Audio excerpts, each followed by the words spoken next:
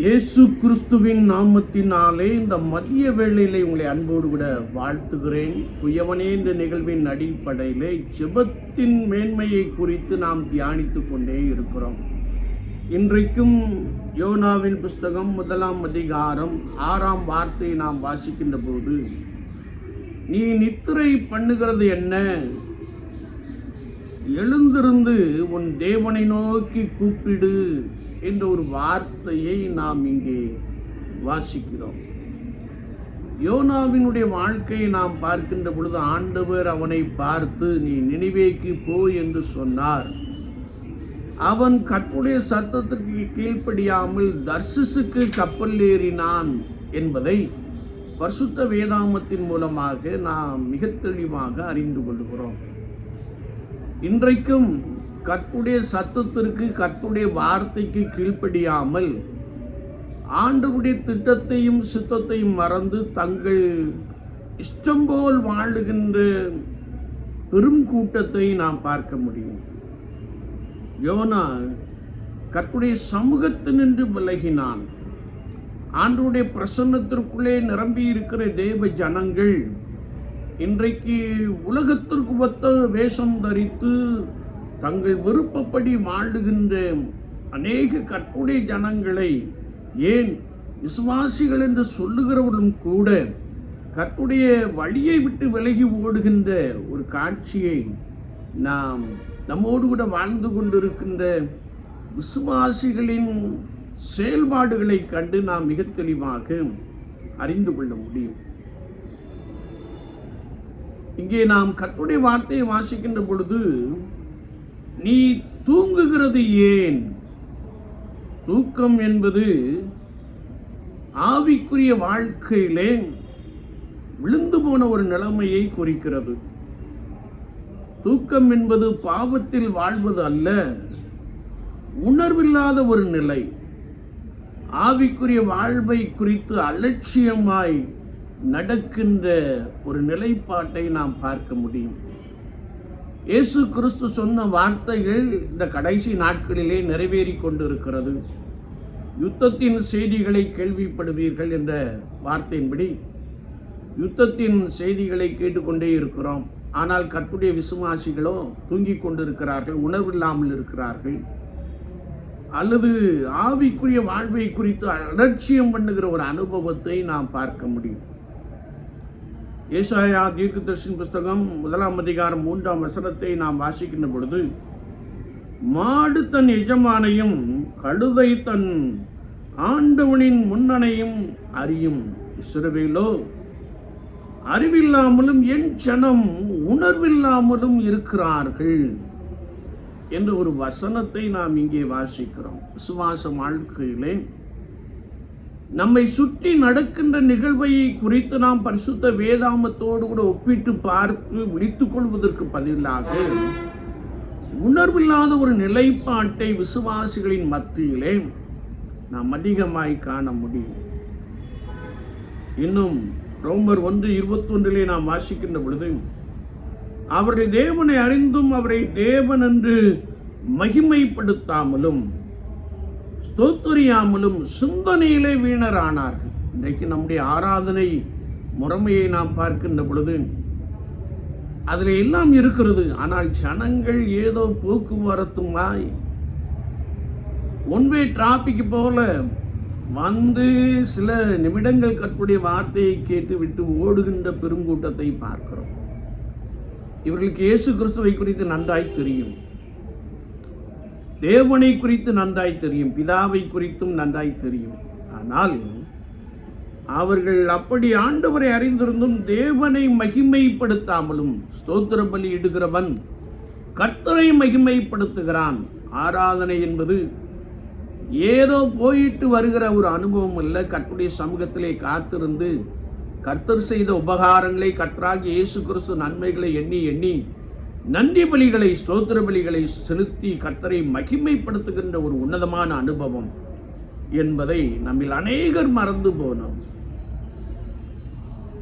இரண்டாவதாக நாம் பார்க்கின்ற பொழுது, ஒருவரின் கீழ்ப்படியாமையினாலே முழு கப்பலும் பாதிக்கப்பட்ட ஒரு அனுபவத்தை நாம் உணர முடியும். நாம் ஜெபிக்க வேண்டிய நேரத்தில் தூங்கினால் வாழ்க்கை என்னும் படகில் மிகப்பெரிய பாதிப்புகள் உண்டாகும் என்பதை நாம் ஒருபோதும் மறந்துவிட வேண்டாம்.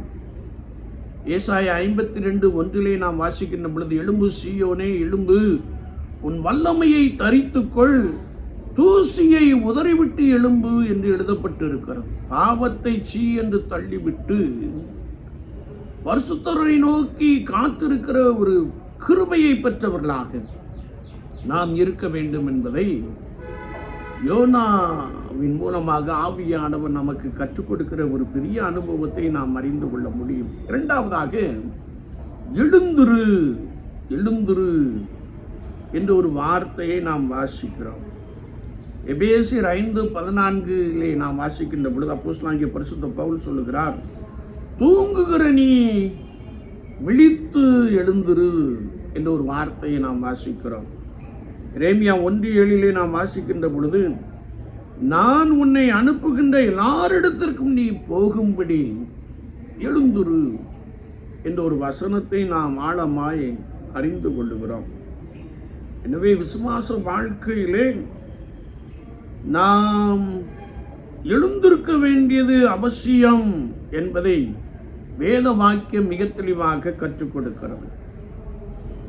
ஒருவேளை தேவ திட்டத்தை விட்டு விலகுவது, தேவ சத்தத்தை விட்டு விலகுவது, அல்லது கீழ்ப்படியாமை, தேவ சித்தத்தை அறியாமல் இருப்பது ஆபத்தானது என்பதை குறித்து யோனாவின் மூலமாக மிக தெளிவாக அறிந்து கொள்கிறோம். இந்த உலகம் பாவத்திலும் அக்கிரமத்திலும் உழன்று கொண்டிருக்கிற நேரத்திலே சபை அல்லது சபைகள் தூங்கிக் கொண்டிருக்கிற ஒரு நிலைப்பாட்டை நாம் காண முடியும். எனவே நாம் எழுந்திருக்க வேண்டும். நியாயாதிபதிகளின் புஸ்தகம் 5ஆம் அதிகாரத்திலே நாம் வாசிக்கின்ற பொழுது, திபோராளாகிய நாம் எழும்பும் அளவும் கிராமங்கள் பாழாய் போயின, நான் தாயாக எழும்பும் அளவும் கிராமங்கள் பாழாய் போயின என்ற ஒரு வார்த்தையை நாம் வாசிக்க முடியும்.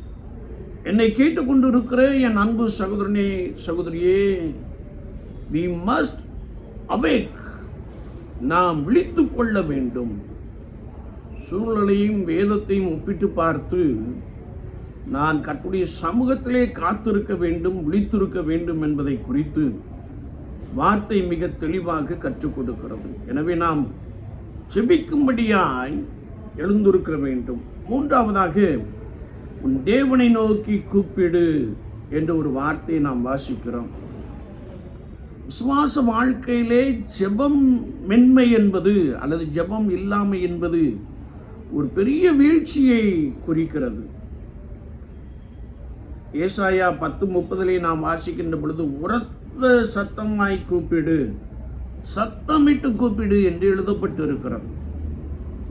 ஒருவேளை பர்திமேயு என்ற குருடன் வழியருகே பிச்சை கேட்டுக் கொண்டிருந்த பொழுது இயேசு வருகிறார் என்று சொன்ன மாத்திரத்திலே, இயேசு ஒருவரே எனக்கு அற்புதம் செய்ய முடியும் என்று சொல்லி, ஆண்டவரே தாவீதின் குமாரனே எனக்கு இறங்கும் என்று கூப்பிட்டான். வேதத்தை நாம் தொடர்ந்து வாசிக்கின்ற பொழுது அவனை அநேகர் அதட்டினார்கள், அவன் முன்னிலும் அதிகமாய் கூப்பிட்டான். இயேசு நின்றார், அவனுக்கு ஒரு பெரிய அற்புதத்தை செய்தார். அவன் பார்வையடைந்து அவருக்கு பின்பதாக சென்றான் என்பதை நாம் அறிந்திருக்கிறோம். விசுவாச வாழ்க்கையிலே ஆண்டவரை நோக்கி சத்தமிட்டு கதறி அழுகின்ற ஒரு நிலைப்பாட்டை விசுவாசி பெற்றிருக்க வேண்டும். ஆண்டவரை நோக்கி கூப்பிட வேண்டும். இன்றைக்கு புறஜாதியார்கள் ஆண்டவரை நோக்கி கூப்பிடுகிறார்கள். நாம் இதே யோனாவின் புஸ்தகம் 1ஆம் அதிகாரம் 5ஆம் வசனத்தை வாசிக்கின்ற பொழுது, அப்பொழுது கப்பற்காரன் பயந்து அவன் தன் தேவனை நோக்கி வேண்டுதல் செய்து பாரத்தை லேசாக்கும்படி கப்பலில் இருந்த சரக்குகளை சமுத்திரத்தில் எரிந்து விட்டார்கள் என்பதை நாம் வாசிக்கிறோம். அவன் தன் தேவனை நோக்கி கூப்பிட்டான்.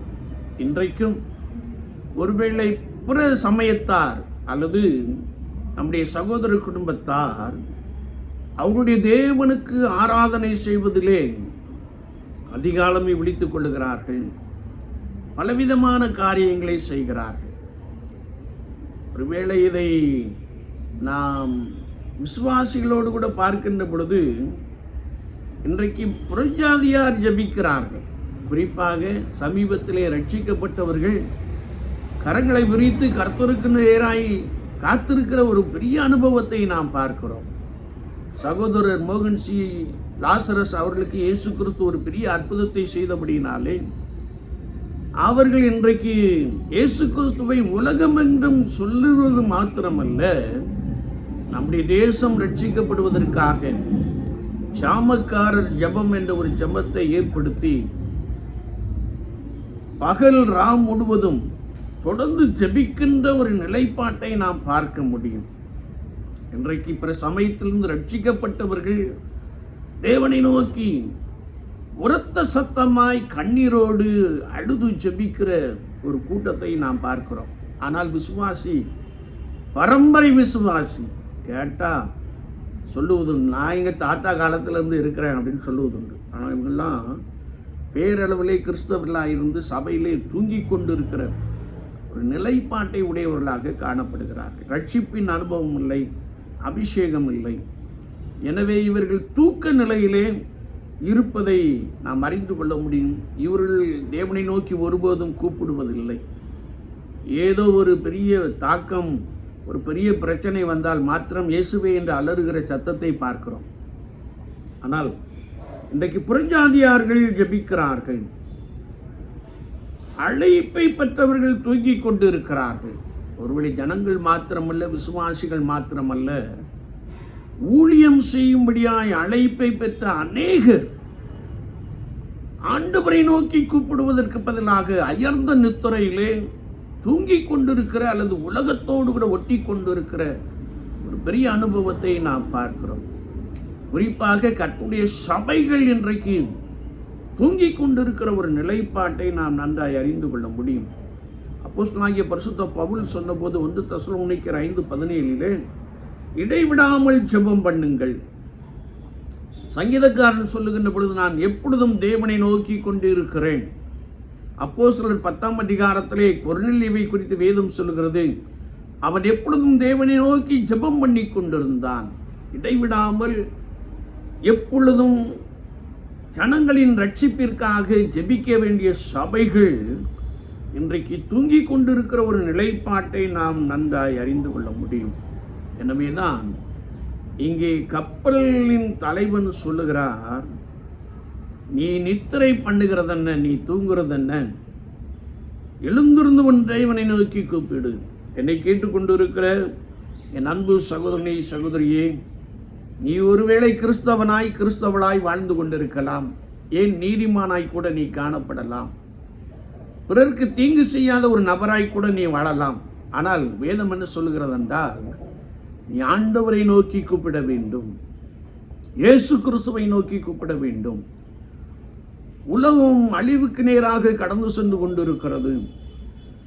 ஆத்துமாக்கள் அழிந்து கொண்டிருக்கிறது என்பதை சபைகள் மறந்து தனக்காகவே வாழ்ந்து கொண்டிருக்கிற அநேகரை நாம் பார்க்க முடியும். ஆனால் யோனாவின் நிமித்தமாய் ஆவியானவர் சொல்லுகிற ஒரு வார்த்தை என்னவென்றால், நீ எழுந்திருக்க வேண்டும், நீ சத்தமிட்டு கூப்பிட வேண்டும், அழிந்து கொண்டிருக்கிற ஆத்துமாக்களுக்காக நீ கதறி அழுது ஜெபிக்க வேண்டும் என்பதை குறித்து வேத வாக்கியங்கள் மிக ஆழமாக கற்றுக் கொடுக்கிறது.